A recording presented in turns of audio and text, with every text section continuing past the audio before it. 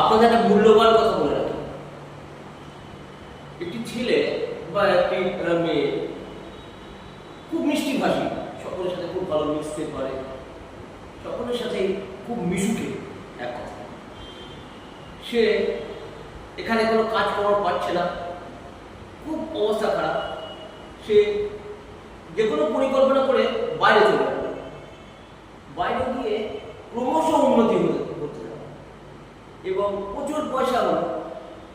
সে তখন ভাবলো যদি বাড়ি ফিরে আসে, সে আবার বাড়ি ফিরে এলো, বাড়ি ফিরে আসার পর আবার তার পূর্ব অবস্থায় ফিরে চলে গেল। অর্থাৎ বাইরে থেকে উন্নতি, কিন্তু বাড়িতে ফিরে এসে সে আবার যে কাজই করুক না কেন সেই কাজই তার যত জমানো পয়সা ছিল সব সম্পত্তি না।